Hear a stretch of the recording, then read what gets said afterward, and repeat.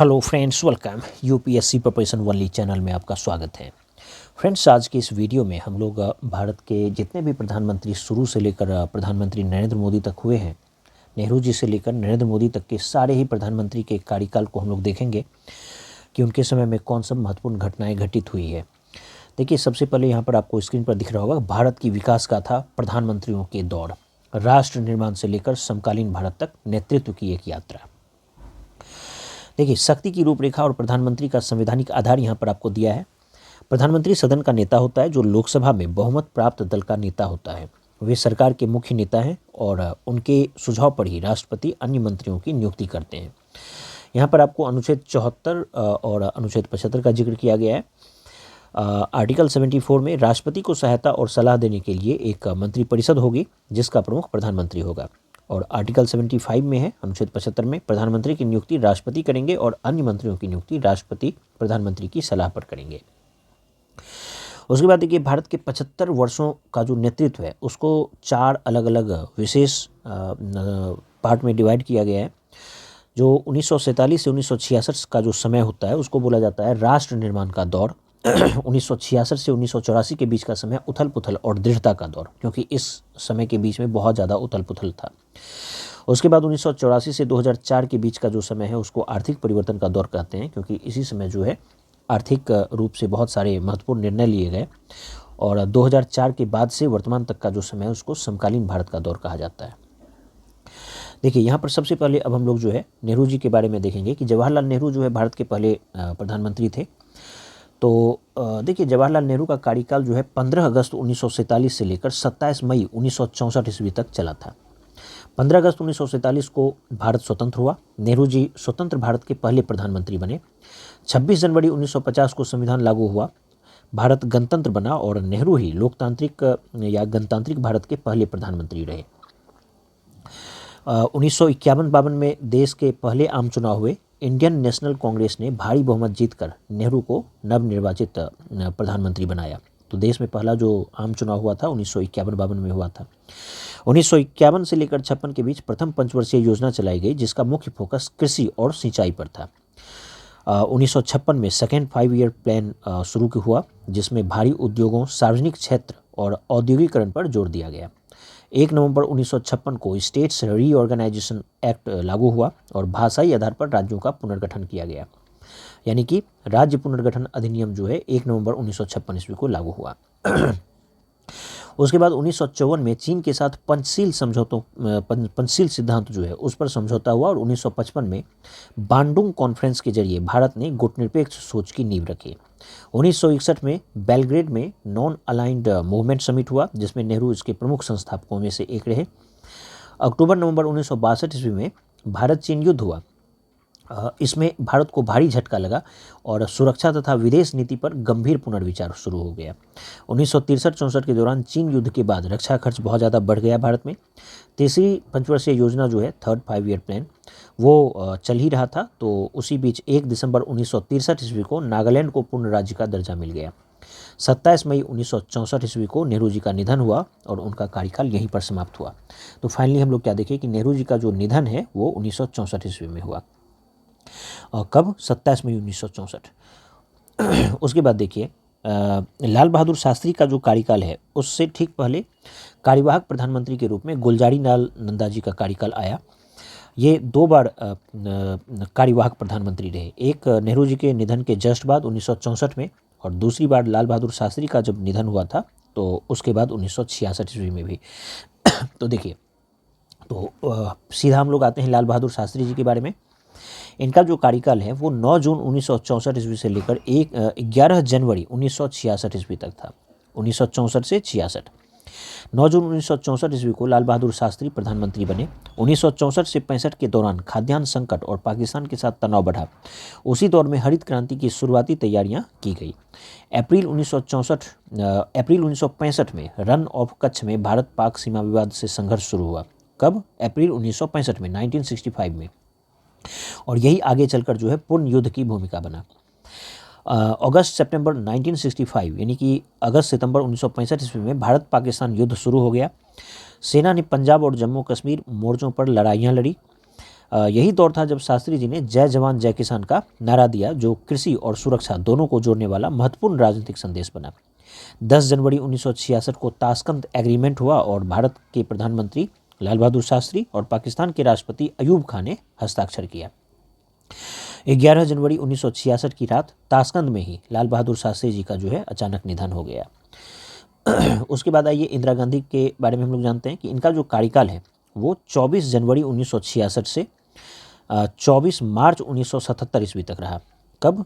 24 जनवरी 1966 से 1977, 11 साल लगातार। देखिए, 24 जनवरी 1966 को इंदिरा गांधी भारत की तीसरी प्रधानमंत्री बनी। 1966-1967 के समय भारत में गंभीर सूखे और विदेशी सहायता पर निर्भरता के दौर से भारत जो है गुजर रहा था।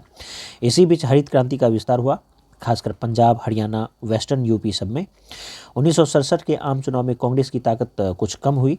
कई राज्यों में गैर कांग्रेसी सरकार बनी, लेकिन केंद्र में इंदिरा गांधी सत्ता में बनी रही। 19 जुलाई 1969 ईस्वी को 19 जुलाई 1969 को 14 बड़े कमर्शियल जो बैंक्स थे उनका राष्ट्रीयकरण कर दिया गया, जिसे इंदिरा गांधी की गरीबी हटाओ राजनीति का बड़ा कदम माना जाता है। बैंक का राष्ट्रीयकरण कब किया गया? 19 जुलाई 1969 में, 1970 से एक साल पहले। 1971 में गरीबी हटाओ के नारे के साथ आम चुनाव हुए। इंदिरा गांधी को भारी बहुमत मिला। 3 दिसंबर 1971 ईस्वी को जो है 1971 में भारत पाकिस्तान युद्ध शुरू हो गया। कब? 3 दिसंबर 1971 ईस्वी को। और 16 दिसंबर 1971 को पाकिस्तान की हार के साथ बांग्लादेश का जन्म हुआ। तो आपको बांग्लादेश का जन्म कब हुआ? 16 दिसंबर 1971 ईस्वी को, 1971। देखिए, 2 जुलाई 1972 को शिमला एग्रीमेंट पर इंदिरा गांधी और जुल्फिकार अली भुट्टो ने सिग्नेचर किए, जिसमें भारत पाकिस्तान रिश्तों को द्विपक्षीय ढांचों में हल करने की बात कही गई। तो जो शिमला एग्रीमेंट है वो कब हुआ? 2 जुलाई 1972 ईस्वी को, जिसमें इंदिरा गांधी का सिग्नेचर था और पाकिस्तान की तरफ से जुल्फिकार अली भुट्टो का। देखिए, उसके बाद 18 मई 1974 ईस्वी को राजस्थान के पोखरण में भारत का पहला परमाणु परीक्षण स्माइलिंग बुद्धा किया गया। तो 18 मई 1974 ईस्वी को जो है राजस्थान का जो पोखरण है वहाँ पर पहला परमाणु परीक्षण हुआ और उस परमाणु परीक्षण का नाम क्या रखा गया? स्माइलिंग बुद्धा। 12 जून 1975 ईस्वी को इलाहाबाद हाईकोर्ट ने चुनाव याचिका मामले में इंदिरा गांधी के 1971 के चुनाव को अवैध ठहराते हुए उनके चुनाव को रद्द करने का फैसला किया। 25 जून 1975 की रात देश में नेशनल इमरजेंसी घोषित कर दिया गया, यानी कि जो राष्ट्रीय आपातकाल है वो कब लागू किया गया? 25 जून 1975 ईस्वी को। फंडामेंटल राइट्स पर कई प्रकार की पाबंदियां लगा दी गई, प्रेस सेंसरशिप और बड़े पैमाने पर गिरफ्तारियां शुरू हो गई। 1976 में 42वां संविधान संशोधन जो है वो पारित हुआ, जिसने संविधान में व्यापक बदलाव किए और प्रियम्बल जो है उसमें सोशलिस्ट और सेक्युलर यानी कि समाजवादी और पंथ निरपेक्ष ये 2 शब्द को जोड़ दिया गया। मार्च 1977 में इमरजेंसी हटने के बाद आम चुनाव हुआ और इसमें कांग्रेस की जो है हार हुई। इंदिरा गांधी का पहला लंबा कार्यकाल जो है वो यहीं पर समाप्त हुआ। देखिए, अब आया मोरारजी देसाई का कार्यकाल 24 मार्च 1977 ईस्वी से 28 जुलाई 1979 ईस्वी तक, यानी कि 1977 से 1979 तक। 24 मार्च 1977 ईस्वी को जनता पार्टी सरकार बनी और जनता पार्टी की सरकार में मोरारजी देसाई जो है प्रधानमंत्री बने। 1977-78 में शाह कमीशन बनाई गई, इमरजेंसी के दुरुपयोग की जांच शुरू हुई। तो आपको पूछा जाएगा कि इमरजेंसी के दुरुपयोग की जांच के लिए किस कमीशन का गठन किया गया था? तो शाह कमेटी का, शाह कमीशन। उसके बाद 1978 में 44वां संविधान संशोधन 1978 हुआ था, यानी 1978 में 44वां संविधान संशोधन पास हुआ, जिसने इमरजेंसी से जुड़े कुछ प्रावधानों को सीमित किया और फंडामेंटल राइट्स की सुरक्षा को मजबूत किया। इस अवधि में गैर कांग्रेसी पहली स्थिर सरकार का प्रयोग हुआ, लेकिन जनता पार्टी के भीतर गुटबाजी लगातार बढ़ती गई। जुलाई 1979 ईस्वी में आंतरिक विरोध और समर्थन वापसी की वजह से मोरारजी देसाई ने इस्तीफा दे दिया और सरकार गिर गई। उसके बाद कार्यकाल चौधरी चरण सिंह का शुरू हुआ 28 जुलाई 1979 से 14 जनवरी 1980 ईस्वी तक, यानी कि 1979-80 के आसपास जो है ये थे। 28 जुलाई 1979 ईस्वी को चौधरी चरण सिंह प्रधानमंत्री बने। उन्हें कांग्रेस का जो बाहरी समर्थन है वो प्राप्त था और उसी समर्थन से जो है वो उनको सरकार चलाना पड़ा। सरकार बनने के कुछ समय बाद ही कांग्रेस ने समर्थन वापस ले लिया। चौधरी चरण सिंह संसद में विश्वास मत का सामना भी नहीं कर सके। जनवरी 1980 ईस्वी में लोकसभा भंग कर दी गई और चौधरी चरण सिंह लगभग केयरटेकर प्रधानमंत्री की तरह काम करते रहे। 14 जनवरी 1980 ईस्वी को उनका कार्यकाल समाप्त हो गया। उसके बाद जो है फिर इंदिरा गांधी का जो दूसरा कार्यकाल है वो दूसरा चरण उसका शुरू हुआ। दूसरी बार जो है ये 14 जनवरी 1980 ईस्वी से लेकर 31 अक्टूबर 1984 ईस्वी तक प्रधानमंत्री रही। 14 जनवरी 1980 ईस्वी को इंदिरा गांधी दोबारा प्रधानमंत्री बनी। कांग्रेस को फिर बहुमत प्राप्त हुआ। 1980 से 84 के बीच पंजाब में उग्रवाद, ऑपरेशन ब्लू स्टार और केंद्र राज्य तनाव बढ़ते गए। राष्ट्रीय स्तर पर भी राजनीतिक अस्थिरता रही। 1982 में जो है एशियन गेम्स का आयोजन किया गया नई दिल्ली में, जिन्हें आधुनिक भारत की छवि दिखाने का प्रयास माना गया। जून 1984 ईस्वी में ऑपरेशन ब्लू स्टार के तहत भारतीय सेना ने गोल्डन टेम्पल अमृतसर के अंदर आतंकियों के खिलाफ कार्रवाई की। तो ऑपरेशन ब्लू स्टार कब हुआ था? जून 1984 ईस्वी में 1984। देखिए 31 अक्टूबर 1984 को इंदिरा गांधी को उनके ही 2 सिख सुरक्षा कर्मियों ने हत्या कर दी। तो इंदिरा गांधी जी की हत्या कब हुई? 31 अक्टूबर 1984 ईस्वी को। उसके बाद दिल्ली सहित कई जगहों पर भीषण एंटी सिख राइट्स हुए, सिख दंगा जिसको हम लोग बोलते हैं, दिल्ली दंगा। उसके बाद राजीव गांधी का कार्यकाल शुरू होता है 31 अक्टूबर 1984 से 2 दिसंबर 1989 ईस्वी तक, यानी कि 1984 से 1989। देखिए 31 अक्टूबर 1984 ईस्वी को इंदिरा गांधी की हत्या के बाद राजीव गांधी जो है प्रधानमंत्री बने। तो दिसंबर 1984 ईस्वी में लोकसभा चुनाव हुआ। कांग्रेस ने रिकॉर्ड बहुमत जीत हासिल किया और राजीव गांधी सबसे युवा प्रधानमंत्री के रूप में स्थापित हुए। 2 से 3 दिसंबर 1984 की रात भोपाल गैस ट्रेजेडी हुई, जिसे दुनिया की सबसे बड़ी औद्योगिक दुर्घटना के रूप में जाना जाता है। तो भोपाल गैस त्रासदी जो है कब हुआ था? 2-3 दिसंबर 1984 की रात में, यानी कि 2 दिसंबर की रात में और 3 दिसंबर के बीच में 1984 में। इसका जो प्रबंधन है और न्यायिक प्रक्रिया लंबे समय तक विवाद में रहा था। 1985 में असम अकॉर्ड और पंजाब अकॉर्ड, यानी कि इसी को राजीव लोंगोवाल अकॉर्ड भी बोला जाता है, राजीव लोंगोवाल अकॉर्ड पर हस्ताक्षर हुआ, जिनका उद्देश्य क्षेत्रीय असंतोष को शांत करना था। 1985 में 52वां संविधान संशोधन किया गया, यानी कि 52nd कॉन्स्टिट्यूशनल अमेंडमेंट के जरिए जो है एंटी डिफेक्शन लॉ, यानी कि दल बदल वाला जो कानून है वो लाया गया और दल बदल को नियंत्रित करने की कोशिश की गई। 1986 ईस्वी में शाहबानो केस के बाद Muslim women protection of rights on divorce act पास हुआ, जिसने सेक्युलरिज्म और माइनॉरिटी पॉलिटिक्स पर बहुत बड़ी बहस छेड़ दी। 1987 में इंडियन पीस कीपिंग फोर्स जो है IPKF, Indian peace keeping force को श्रीलंका भेजा गया, जो बाद में गंभीर राजनीतिक और सैन्य विवाद का कारण बना। 1987-88 में बोफोर्स घोटाला सामने आया, जिसने राजीव गांधी की छवि और सरकार दोनों को बहुत ज़्यादा कमज़ोर कर दिया। 1989 के आम चुनाव में कांग्रेस की सीटें बहुत ज़्यादा घट गई। नेशनल फ्रंट और अन्य दलों के उदय के साथ राजीव गांधी की सरकार चली गई। 21 मई 1991 ईस्वी को चुनाव प्रचार के दौरान तमिलनाडु के श्री पेरुम्बुदुर वाला जगह है, एक श्री पेरुम्बुदुर नाम का जो जगह है, वहाँ पर राजीव गांधी की हत्या LTTE आत्मघाती हमलावर के द्वारा कर दिया गया। तो फाइनली राजीव गांधी जी की हत्या कहाँ पर हुआ था? तमिलनाडु में श्री पेरुम्बुदुर नाम की जगह पर, और 21 मई 1991 ईस्वी को लिट्टे के द्वारा, LTTE के द्वारा। उसके बाद जो है VP सिंह का कार्यकाल कुछ समय के लिए रहा था। तो VP सिंह जो है 2 दिसंबर 1989 ईस्वी से लेकर 10 नवंबर 1990 ईस्वी के बीच इनका कार्यकाल रहा। तो 2 दिसंबर 1989 ईस्वी को 1989 को VP सिंह ने नेशनल फ्रंट सरकार के प्रधानमंत्री के रूप में शपथ ली और बीजेपी और लेफ्ट के बाहरी समर्थन पर सरकार चल रही थी। 7 अगस्त 1990 को मंडल कमीशन की सिफारिशों को लागू कर दिया गया और OBC के लिए जो है सेंट्रल गवर्नमेंट जॉब में जो है 27% आरक्षण का फैसला ले लिया गया। मंडल के विरोध में देश भर में छात्र आंदोलन, आत्मदाह और राजनीति में OBC पॉलिटिक्स की नई धुरी बनी। इसी दौरान LK आडवाणी की राम रथ यात्रा शुरू हुआ, यानी कि जो VP सिंह की सरकार थी उसके समय में ही जो है LK आडवाणी की राम रथ यात्रा शुरू हुई और कम्युनल पोलराइजेशन बढ़ा और अक्टूबर 1990 में आडवाणी की गिरफ्तारी के बाद बीजेपी ने सरकार से समर्थन वापस ले लिया। 10 नवंबर 1990 को विश्वास मत हारने के बाद VP सिंह की सरकार गिर गई। उसके बाद चंद्रशेखर का कार्यकाल कुछ समय के लिए रहा।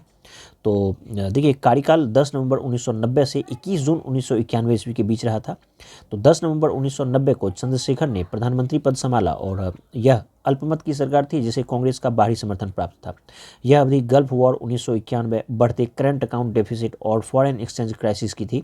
भारत आर्थिक संकट के मुहाने पर पहुंच चुका था। मार्च 1991 में प्रधानमंत्री के घर के सामने कराए गए सर्वेलेंस विवाद के बाद कांग्रेस ने समर्थन वापस ले लिया और सरकार अल्पमत में आ गई।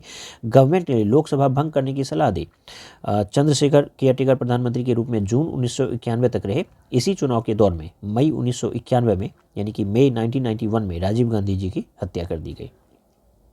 उसके बाद जो है कार्यकाल आया पीवी नरसिम्हा राव का। तो देखिए यहाँ पर जो है पीवी नरसिम्हा राव का कार्यकाल जो है 21 जून 1991 से 16 मई 1996 ईस्वी के बीच रहा था। तो 21 जून 1991 को पीवी नरसिम्हा राव प्रधानमंत्री बने। देश भारी आर्थिक संकट में था। जुलाई 1991 में मनमोहन सिंह फाइनेंस मिनिस्टर बने, यानी कि जुलाई 1991 में मनमोहन सिंह जी को जो है वित्त मंत्री बनाया गया और नई इकोनॉमिक रिफॉर्म्स की शुरुआत की गई। इसमें इंडस्ट्रियल लाइसेंसिंग हटाना, इंपोर्ट लिबरलाइजेशन और रूपी डिवैल्यूएशन जैसे बड़े कदम उठाए गए। 1992 से 93 के बीच जो है 73वां संविधान संशोधन और 74वां संविधान संशोधन जो है उसको लागू किया गया, जिसके तहत पंचायती राज व्यवस्था और अर्बन लोकल बॉडीज जो है उसको संवैधानिक दर्जा दिया गया। 6 दिसंबर 1992 ईस्वी को अयोध्या में बाबरी मस्जिद को गिरा दिया गया।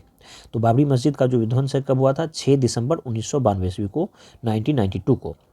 और पूरे देश में इसकी वजह से सांप्रदायिक दंगे भड़क गए। इस घटना ने भारतीय राजनीति की दिशा बदल दी। 1993 में बॉम्बे सीरियल ब्लास्ट हुआ। बॉम्बे में जो सीरियल ब्लास्ट हुआ कब हुआ था? 1993 ईस्वी में, 1993 में। नेशनल सिक्योरिटी और इंटरनल सिक्योरिटी पर कड़े कानूनों और जांच एजेंसियों की भूमिका इससे बहुत ज़्यादा बढ़ गई। उसके बाद देखिए 1995 में वर्ल्ड ट्रेड ऑर्गेनाइजेशन यानी कि WTO अस्तित्व में आया और भारत जो है फाउंडिंग मेंबर के रूप में नए ग्लोबल ट्रेड रिजीम का हिस्सा बना। इस पूरे कार्यकाल में लिबरलाइजेशन, प्राइवेटाइजेशन और ग्लोबलाइजेशन LPG मॉडल ने भारतीय अर्थव्यवस्था की दिशा बदल दी। उसके बाद जो है कुछ समय HD देवगौड़ा का कार्यकाल रहा, 1 जून 1996 ईस्वी से 21 अप्रैल 1997 ईस्वी तक। तो देखिए 1 जून 1996 को HD देवगौड़ा यूनाइटेड फ्रंट सरकार के प्रधानमंत्री बने। कांग्रेस के समर्थन से सरकार चल रही थी। इस अवधि में कोalition पॉलिटिक्स जो है यानी कि गठबंधन की जो सरकार है उसकी प्रमुख भूमिका बन गई। रीजनल पार्टीज की भूमिका राष्ट्रीय स्तर पर बहुत ज़्यादा बढ़ गई। केंद्र और राज्यों के बीच फिस्कल फेडरलिज्म और पंचायती राज के क्रियान्वयन को आगे बढ़ाने की कोशिश जारी रही। 21 अप्रैल 1997 को कांग्रेस ने समर्थन वापस ले लिया और देवेगौड़ा की सरकार जो है गिर गई। फिर उसके बाद कुछ समय के लिए इंद्र कुमार गुजराल प्रधानमंत्री बने। कार्यकाल इनका था कब? 21 अप्रैल 1997 से 19 मार्च 1998 ईस्वी तक। देखिए 21 अप्रैल 1997 को IK गुजराल प्रधानमंत्री बने यूनाइटेड फ्रंट सरकार की अगली कड़ी के रूप में। इसी दौरान गुजराल डॉक्ट्रिन की बात सामने आई। गुजराल डॉक्ट्रिन जो है जिसमें पड़ोसी देशों के साथ बिना प्रतिदान की अपेक्षा के विश्वास और सहयोग बढ़ाने की नीति पर जोर दिया गया था गुजराल डॉक्ट्रिन में। नवंबर 1997 में जैन कमीशन रिपोर्ट के कुछ हिस्सों पर विवाद के चलते कांग्रेस ने समर्थन वापस ले लिया। 19 मार्च 1998 को गुजराल की सरकार गिर गई और लोकसभा चुनाव की प्रक्रिया शुरू हो गई। तब जाके कार्यकाल शुरू हुआ है अटल बिहारी वाजपेयी जी का।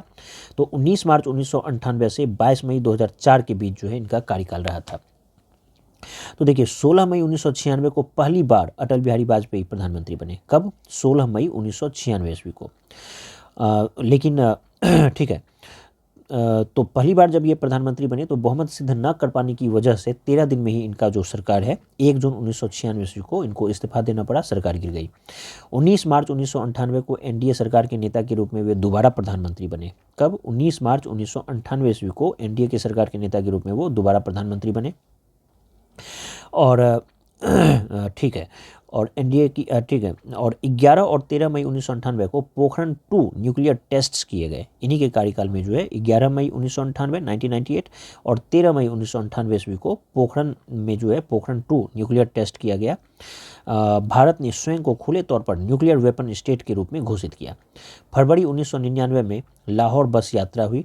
इंडिया पाकिस्तान रिश्तों में नॉर्मलाइजेशन की कोशिश की गई, लेकिन जल्द ही कारगिल कॉन्फ्लिक्ट जो है वो शुरू हो गया।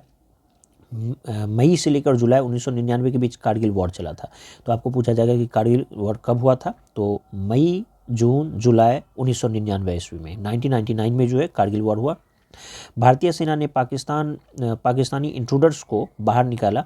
इसने नेशनल सिक्योरिटी डिस्कोर्स को बदल दिया। अक्टूबर 1999 में दोबारा एनडीए की सरकार बनी और वाजपेयी ने तीसरी बार प्रधानमंत्री का पद संभाला। तो वाजपेयी जी जो है, अटल बिहारी वाजपेयी तीसरी बार प्रधानमंत्री का पद संभाला। इस बार कार्यकाल इनका 2004 तक चला। तो देखिए 2000 में 3 नए राज्य बने। 2000 ईस्वी में जो है 3 नया राज्य बना था। कौन सा? छत्तीसगढ़, उत्तराखंड और झारखंड।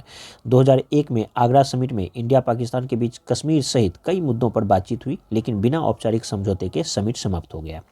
13 दिसंबर 2001 को पार्लियामेंट अटैक हुआ। आपको पूछा जाएगा कि पार्लियामेंट पर अटैक कब हुआ था? तो 13 दिसंबर 2001 को। इंडिया पाकिस्तान के बीच बड़े सैन्य जमावड़े की स्थिति बनी। 2002 में गुजरात रायट्स ने कम्युनल पॉलिटिक्स और गवर्नेंस पर राष्ट्रीय बहस छेड़ दी। तो गुजरात में दंगा 2002 में हुआ था। गोल्डन क्वाड्रिलेटरल और राष्ट्रीय राजमार्ग विकास परियोजना इसी दौर की महत्वपूर्ण बुनियादी ढांचा पहल रही है। ठीक है, उसके बाद देखिए 2003-2004 में इंडो पाकिस्तान सीज फायर और कंपोजिट डायलॉग प्रोसेस शुरू हुआ। 2003-4 में इंडो पाकिस्तान सीज फायर और कंपोजिट डायलॉग प्रोसेस शुरू हुआ, लेकिन 2004 के लोकसभा चुनाव में एनडीए सत्ता से बाहर हो गई। उसके बाद हम लोग मनमोहन सिंह जी का कार्यकाल शुरू हुआ। हम लोग देखेंगे मनमोहन सिंह जी का कार्यकाल 22 मई 2004 से 26 मई 2014 के बीच। तो देखिए 22 मई 2004 को मनमोहन सिंह यूपीए सरकार के प्रधानमंत्री बने।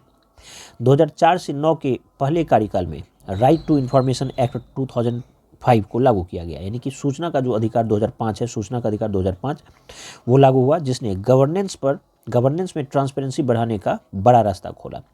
2005 में national rural employment guarantee act, जिसको हम लोग 2006 में मनरेगा एमजी नरेगा बोले, उस रूप में लागू हुआ और ग्रामीण रोजगार और सोशल सिक्योरिटी का बड़ा कार्यक्रम बना। यानी कि 2005 में नरेगा लागू किया गया, नरेगा एक्ट पास हुआ, और 2006 में एमजी नरेगा यानी मनरेगा इसको बोला गया।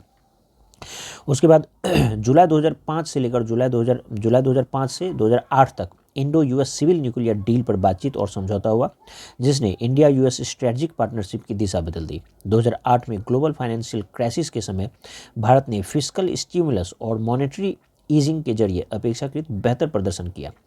26/11 जो मुंबई अटैक है, यानी कि 26/11 मुंबई अटैक, मुंबई हमला जो था नवंबर 2008 में हुआ था।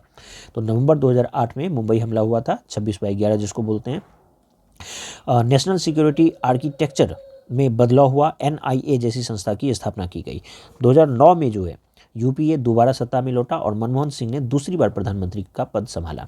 2010 में right of children to free and compulsory education act, यानी कि आरटीई एक्ट लागू हुआ। कौन सा एक्ट? Right to children to free and compulsory education act, यानी कि मुफ्त और 6 से 14 वर्ष तक के बच्चों के लिए जो है निःशुल्क और अनिवार्य शिक्षा की व्यवस्था की गई। इस अवधि में आधार परियोजना की शुरुआत हुई, जिसके जरिए यूनिक आइडेंटिटी सिस्टम विकसित हुआ। 2012 में दिल्ली गैंग रेप, जिसको निर्भया केस भी बोलते हैं, उसके बाद क्रिमिनल लॉ अमेंडमेंट 2013 लाया गया। निर्भया कांड के बाद जो है क्रिमिनल लॉ अमेंडमेंट 2013 पास किया गया, जिसमें महिलाओं के खिलाफ अपराधों के लिए कड़े प्रतिबंध या कड़े प्रावधान किए गए। 2009 से 13 के बीच 2G स्पेक्ट्रम, कोल एलोकेशन और बहुत सारा स्कैम वगैरह सामने आया, जिसकी वजह से दूसरी यूपीए सरकार की छवि और पॉलिटिकल कैपिटल उसका जो भी था, जो प्रतिष्ठा थी, वो दोनों को भारी नुकसान पहुंचा। 2013 में नेशनल फूड सिक्योरिटी एक्ट पास हुआ।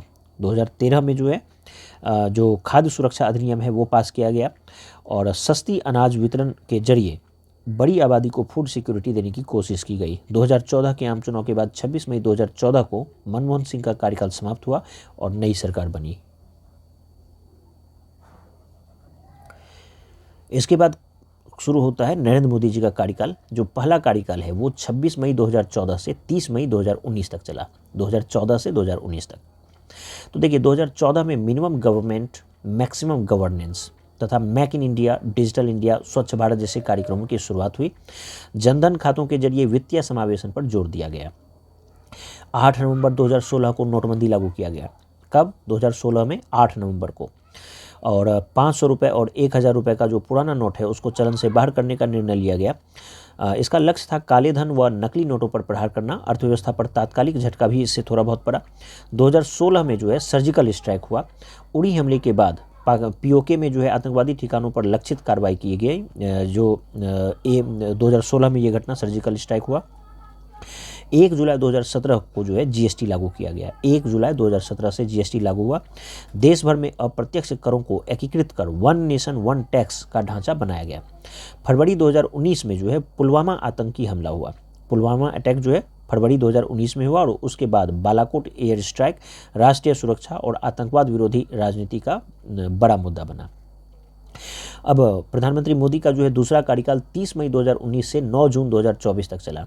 5 अगस्त 2019 को जो है अनुच्छेद 370 और अनुच्छेद आर्टिकल 35A अनुच्छेद 35A को हटाया गया और जम्मू कश्मीर पुनर्गठन कानून के जरिए राज्य को 2 केंद्र शासित प्रदेशों जम्मू कश्मीर और लद्दाख में बांट दिया गया।